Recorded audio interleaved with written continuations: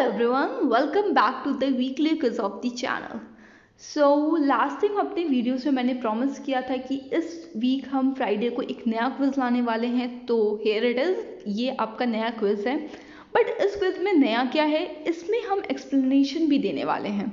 जितने भी क्वेश्चंस मैं इस क्विज में बताऊंगी, क्वेश्चन पूछूंगी आपसे, उसके आंसर्स तो मिलेंगे एज इट इज़, जैसे आपको 5 to 10 सेकेंड मिलता था फिर आप आंसर करते थे। बट इसमें आपको एक्सप्लेनेशन भी दिया जाएगा। तो एक्सप्लेनेशन में क्या बेनिफिट आपको मिलने वाला है कि आपको उसका बैकग्राउंड समझ आ जाएगा। जो भी वो क्वेश्चन पूछा गया, आपको राइट आंसर पता चल गया कि इस क्वेश्चन का राइट आंसर क्या है, वो आपकी मेमोरी में फिट हो गया। बट अगर आपको उस क्वेश्चन का एक्सप्लेनेशन पता चलेगा, सोर्स पता चलेगा, तो आप अगर उस एरिया से कोई और क्वेश्चन पूछा गया कभी किसी और फॉर्मेट में, तो आप उससे सॉल्व ईजिली कर पाओगे। तो ये आपकी प्रिपरेशन में और बूस्टअप करेगा और हेल्प करेगा। तो ये आपका एक्सप्लेनेशन होने वाला है। और प्लस ये जो क्वेश्चंस हैं वो EPFO और UGC नेट के UGC नेट पेपर कोड 55 के क्वेश्चन कंबाइन इसमें आपको मिलेंगे। मैंने कंबाइन क्यों किया है, क्योंकि जो आपका UGC नेट पेपर कोड 55 का सिलेबस है, अगर आप उसको देखोगे तो उसमें से अगर आप मैनेजमेंट का पार्ट निकाल देते हो, HR का पार्ट निकाल देते हो, तो बचता है लेबर लेजिस्लेशन और IR। तो उसका जो सिलेबस है और EPFO में जो IR और लेबर लेजिस्लेशन है वो ऑलमोस्ट सेम है। तो आपको क्या बेनिफिट मिलेगा, अगर आप दोनों में से किसी की एक की प्रिपरेशन कर रहे हो तो आपको मैक्सिमम क्वेश्चन आपको अटेम्प्ट करने के लिए मिल जाएंगे। प्लस आपको उस टॉपिक पे कैसे क्वेश्चन फ्रेम किए जाते हैं उसका आइडिया मिल जाएगा। तो जितने आप क्वेश्चंस लगाते हो उतना तो बेनिफिट आपको मिलना ही मिलना है। So that's all. आपको ऐसे हर वीक आपको क्वेश्चंस मिलने वाले हैं, क्विज होने वाले हैं, तो प्लीज़ चैनल को सब्सक्राइब कर दीजिए। आइए चलते हैं, देखते हैं क्वेश्चंस को। Question first, Which of the following is not a fundamental right under the provision of Constitution of India? So ये जो आपके ऑप्शंस हैं उसमें से कोई एक फंडामेंटल राइट नहीं है और सारे फंडामेंटल राइट्स हैं। So options are equality of opportunity in matter of public employment, B, prohibition of a traffic in human beings and forced labor, C, prohibition of the employment of children in factories and etc. D, just and human condition of a worker and maternity relief। तो ये आपके options हैं। आपका time start होता है अभी।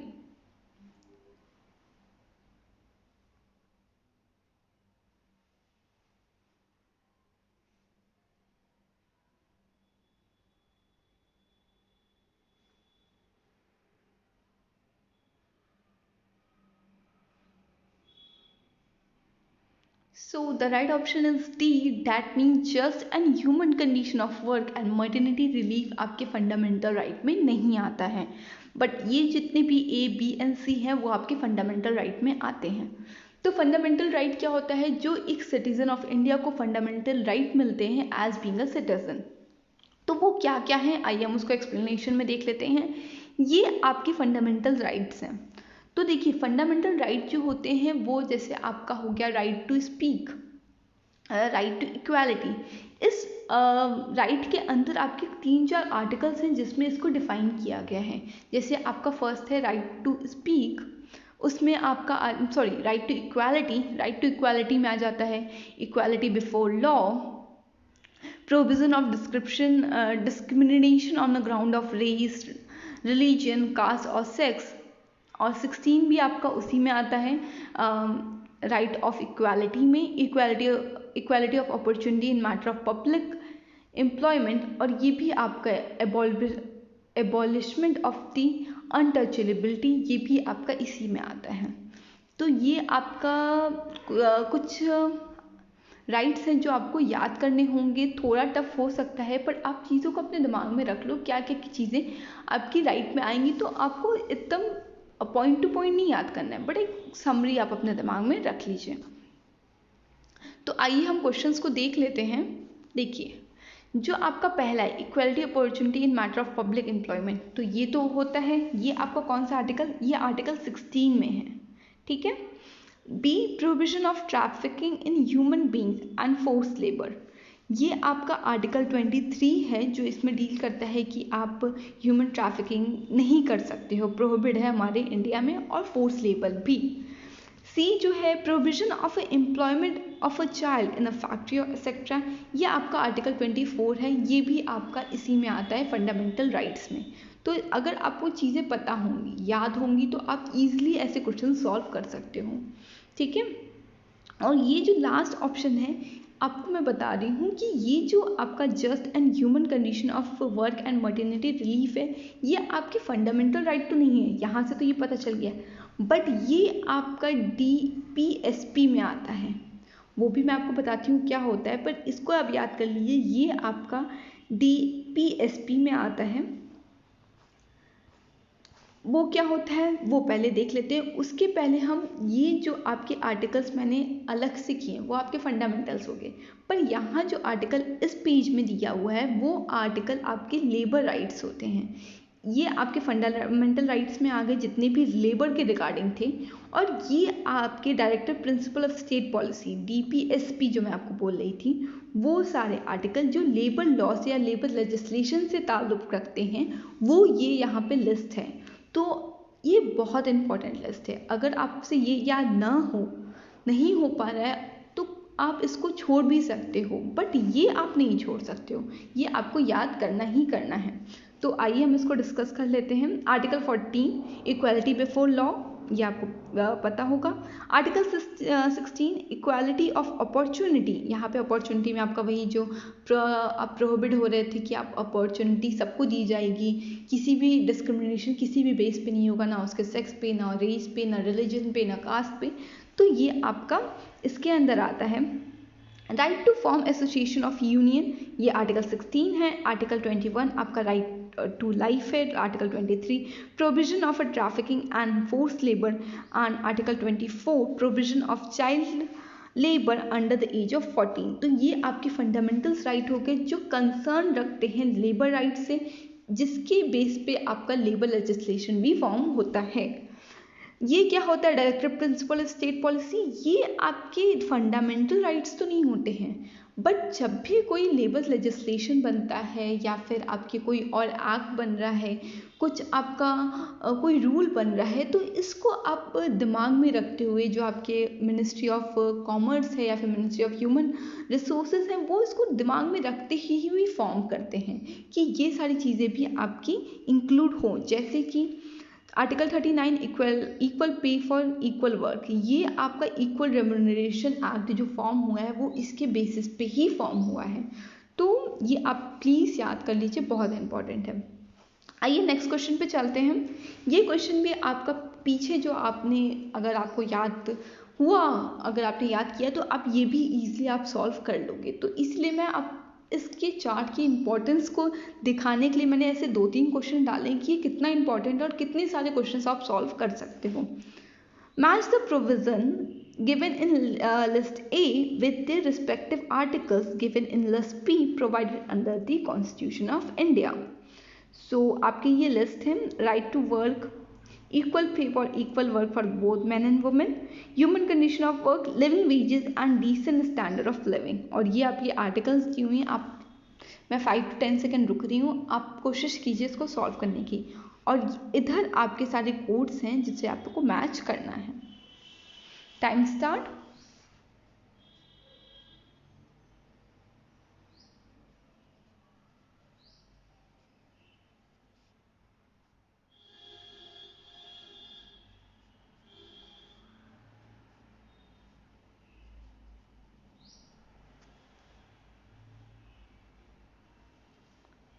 So the right option is A, that means ये वाला आपका राइट ऑप्शन है।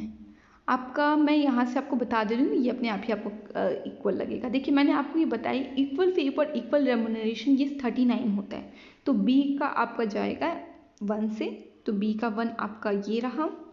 फिर आपको क्या याद है, राइट ऑफ वर्क क्या होता है, राइट ऑफ वर्क आपका 41 से आर्टिकल में होता है। 41 आपका मतलब 4th ये रहा। आपका ये जो ह्यूमन कंडीशन है वो आर्टिकल 42 में बताया गया है कि human condition of work and maternity relief ये 42 होता है। और लास्ट जो है आपका living wages and the decent standard of living, ये आपका डिफाइन है आर्टिकल 43 में, दैट मीन्स सेकेंड। तो ये आपका राइट ऑप्शन होता है ए।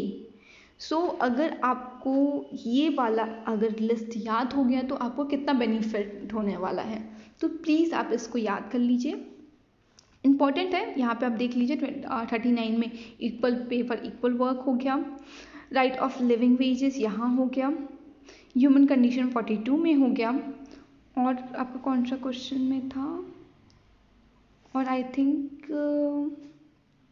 ह्यूमन कंडीशन था, तो ह्यूमन कंडीशन आपका 42 में हो गया। सो 41, 42 एंड 43 आपका यहाँ पे हो गया। So next question, which one of the following statement is the true relating to the composition of an international labor conference? Options: it consists of 4 delegates nominated by each member state. B. It consists of 8 delegates nominated by each state. C. It consists of 6 delegates nominated by each state. And D, the last option, it consists of 3 delegates nominated by each member state. Your time starts now.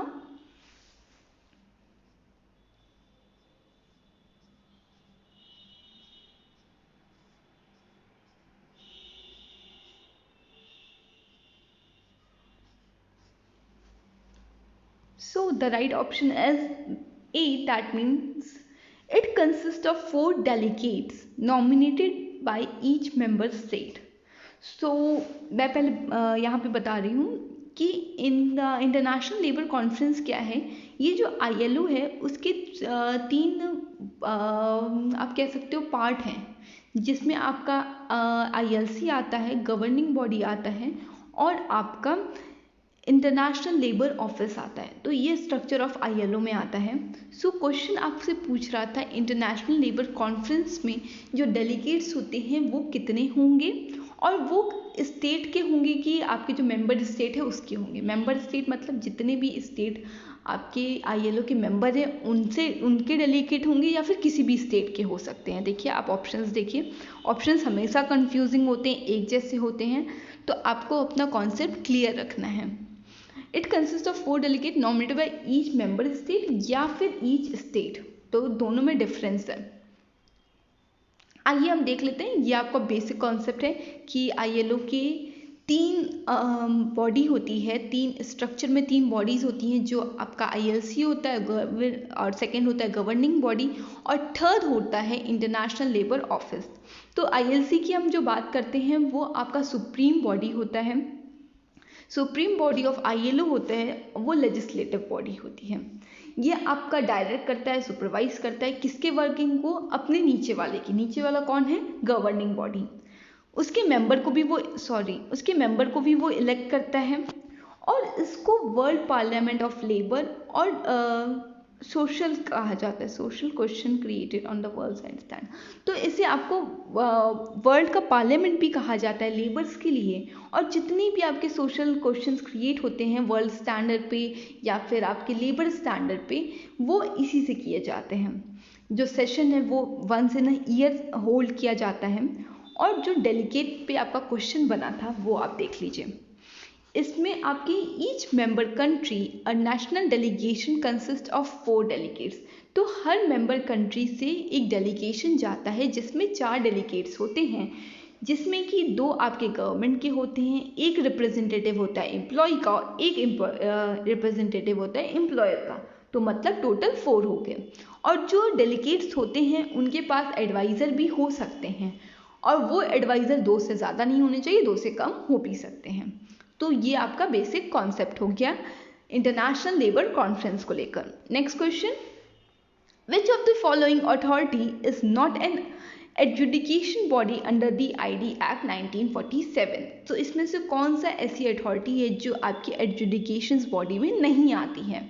Options are A labour code, B industrial tribunal, C national tribunal, and last option is arbitration. So time start now.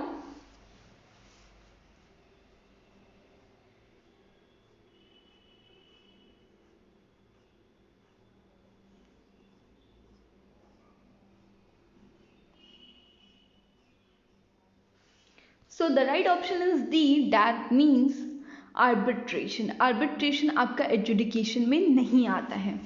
तो आइए हम इसको देख लेते हैं explanation में। Conciliation में क्या क्या आता है?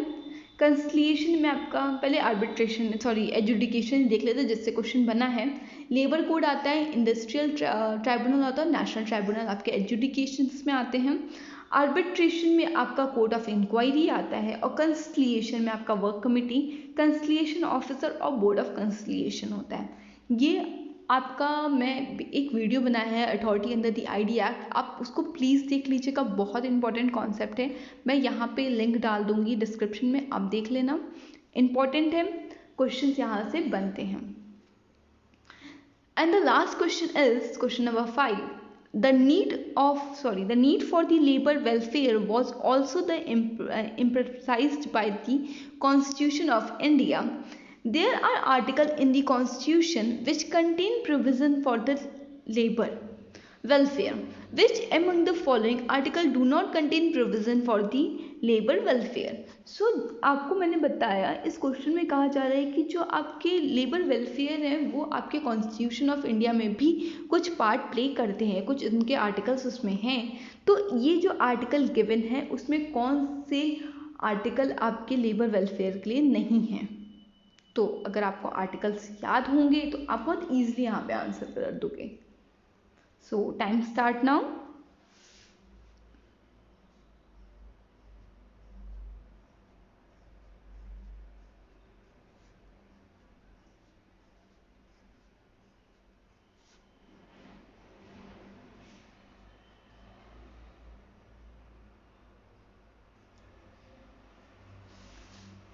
सो the answer is C, that means article 40। Article 40 है जो आपका नहीं है आपके लेबर वेलफेयर के कंसर्न में। सो ये मैंने आपको बता ही दिया है अपने लास्ट वाले मतलब कि 2 क्वेश्चंस में।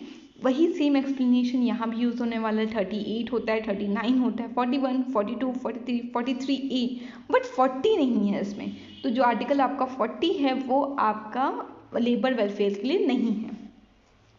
दैट्स ऑल, इतना ही था इस वीडियो के लिए। आई होप ये आपके लिए हेल्पिंग होगा। आई होप आप इसको लाइक करोगे और आपके प्रिपरेशन को ये बूस्टअप करेगा। नेक्स्ट वीडियोस में आपको मिलते हैं। जो आपके क्विजेज होंगे वो एक्सप्लेनेशन वाले भी होंगे, नॉन एक्सप्लेनेटरी भी होंगे। सो प्लीज़ आप चैनल को सब्सक्राइब कर दीजिए। Thank you.